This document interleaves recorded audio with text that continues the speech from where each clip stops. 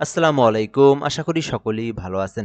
প্রিয় চাকরি প্রত্যাশী ভাই বোনেরা, বাংলাদেশ রেশম উন্নয়ন বোর্ড রাজশাহী একটি নিয়োগ সার্কুলার প্রকাশ করা হয়েছে। যেটা কিন্তু একেবারেই রাজস্ব খাতভুক্ত সরকারি একটি নিয়োগ সার্কুলার। যেখানে বলা হয়েছে বাংলাদেশের প্রকৃত নাগরিকেরা আবেদন করতে পারবেন। মানে বাংলাদেশের যেকোনো জেলার যেকোনো প্রার্থী, ছেলে-মেয়ে উভয় প্রার্থী আবেদন করতে পারবেন।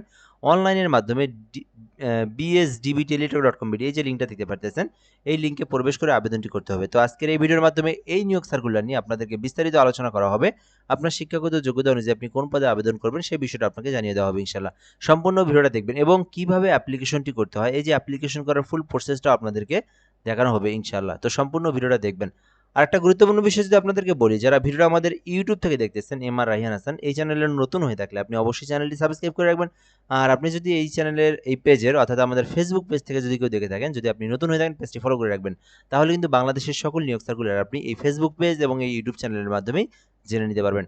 তো যাই হোক, আমরা এখান থেকে দেখবো রেশম উন্নয়নের যে নিয়োগ সার্কুলারটি রয়েছে। এখানে প্রথমত পদের নাম রয়েছে সহকারী হিসাব রক্ষক, যেখানে শুধুমাত্র অনার্স অথবা ডিগ্রি পাশে আবেদন করতে পারবেন। টেকনিক্যাল সুপারভাইজার রয়েছে 96টি পদ, যেখানে উদ্ভিদবিদ্যা অথবা প্রাণীবিদ্যা থেকে আপনি যদি অনার্স বা ডিগ্রি পাস করেন তাহলে আবেদন করতে পারবেন। এছাড়াও এখানে অফিস সহকারী কাম কম্পিউটার মুদ্রাক্ষরিক পদ রয়েছে, 18টি পদ রয়েছে। যারা শুধুমাত্র এইচএসসি পাস করেছেন, কোনো ধরনের অভিজ্ঞতা নাই, জাস্ট এইচএসসি পাস করেছেন, কম্পিউটার সম্পর্কে বেসিক দক্ষতা থাকলে আপনি আবেদন করতে পারবেন। আর এই নিয়োগ সার্কুলারের মধ্যে সবথেকে বড় পদসংখ্যা হচ্ছে অফিস সহায়ক পদ, যেখানে আবেদনের জন্য শুধুমাত্র এসএসসি পাশে আবেদন করতে পারবেন। আলাদা কোনো অভিজ্ঞতা বা কোনো কিছুরই প্রয়োজন নাই। জাস্ট অফিস সহায়ক পদে আবেদন করবেন, জাস্ট এসএসসি পাস থাকতে হবে। পদের সংখ্যাও কিন্তু মোটামুটি অনেক বেশি, 43টি পদ রয়েছে। তো এই নিয়োগ সার্কুলারের মধ্যে আপনার যদি শিক্ষাগত যোগ্যতা থাকে এসএসসি, এইচএসসি, অনার্স ডিগ্রি, কোনো অভিজ্ঞতা না থাকে, তাহলে অবশ্যই অফিস সহায়কে আবেদন করবেন। আর যদি আপনার কম্পিউটারের যোগ্যতা থাকে, কম্পিউটার পদে আবেদন করতে পারেন। আর আপনি যদি উদ্ভিদবিদ্যা অথবা প্রাণীবিদ্যা নিয়ে লেখাপড়া করে থাকেন, সেক্ষেত্রে আপনি টেকনিক্যাল সুপারভাইজার আবেদন করতে পারবেন। যে পদে ইচ্ছা সে সেই পদে আবেদন করবেন। এখন আমরা পরবর্তী স্টেপের বিষয়গুলো দেখব। আবেদন করতে বয়স থাকতে হবে 18 হতে 32 বছর পর্যন্ত, দেন অ্যাপ্লিকেশনটি করতে পারবেন। এবং আবেদনটি শুরু হয়েছে 22 তারিখ থেকে, মানে জুন মাসের 22 তারিখ থেকে। বর্তমানে আবেদনটা চলমান রয়েছে।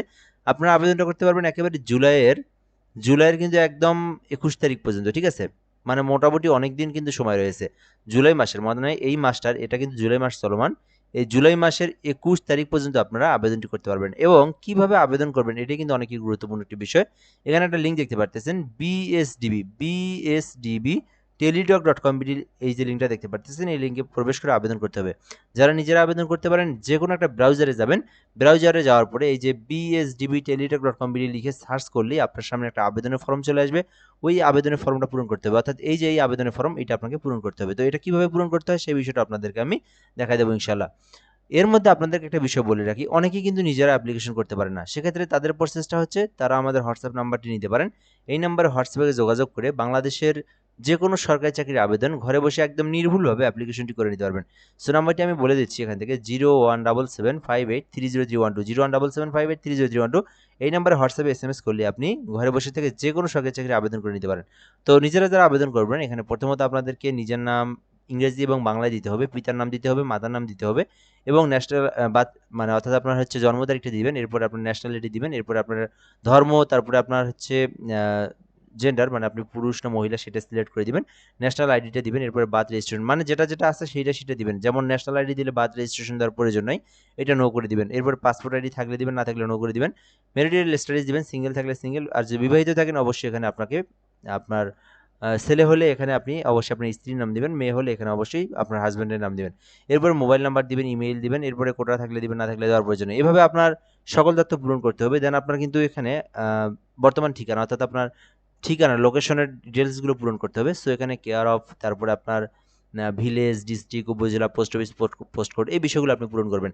পূরণ করার পরে আপনার শিক্ষাগত যোগ্যতা অনুযায়ী আপনি যে পদে আবেদন করবেন, আপনার সর্বশেষ শিক্ষাগত যোগ্যতা পর্যন্ত তথ্যগুলো পূরণ করবেন। যদি আপনি শুধুমাত্র এসএসসি পাস হয়ে থাকেন, এসএসসি পাশের যে ইনফরমেশনগুলো রয়েছে, এখানে এসএসসি থাকলে এসএসসি, দাখিল হলে দাখিল, ভোকেশনাল হলে ভোকেশনাল, যেটা থেকে লেখাপড়া করছেন সেটা সিলেক্ট করে দিবেন।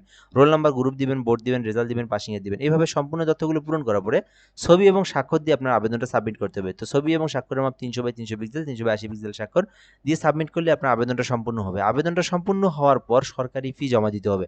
তো এখানে সরকারি ফি জমা দেওয়ার জন্য কত টাকা প্রয়োজন হবে সেটা বলে দেওয়া রয়েছে। 1 থেকে 5 নম্বর আবেদন করলে 112 টাকা, এবং আপনি যদি 6 নম্বর পদে আবেদন করেন, মানে অফিস সহকারে আবেদন করেন, 56 টাকা ফি জমা দিতে হবে। এবং ফিটা জমা দেওয়ার প্রসেসটাও বলে দেওয়া রয়েছে। bsdbteletalk.com bsdb ইউজার আইডি লিখবেন, তারপর 163 নাম্বার সেন্ড করবেন। পিন নাম্বার দিয়ে 163 নাম্বার সেন্ড করলে আপনার পেমেন্ট কিন্তু সম্পূর্ণ হয়ে যাবে। দেন আপনার আবেদনটা কিন্তু একেবারেই সাকসেসফুল হয়ে যাবে। তো আবেদন করতে চাইলে দ্রুত আবেদন করুন। বাংলাদেশ রেশম উন্নয়ন বোর্ডের একটি নিয়োগ সার্কুলার, যা চলমান একটি নিয়োগ সার্কুলার। ভিডিওটা এ পর্যন্ত। এই নিয়োগ সার্কুলার নিয়ে কোনো কিছু জানার থেকে থাকলে কমেন্ট করতে পারেন, রিপ্লাই দিয়ে জানিয়ে দেওয়া হবে ইনশাল্লাহ। ভালো থাকবেন, আসসালামু আলাইকুম।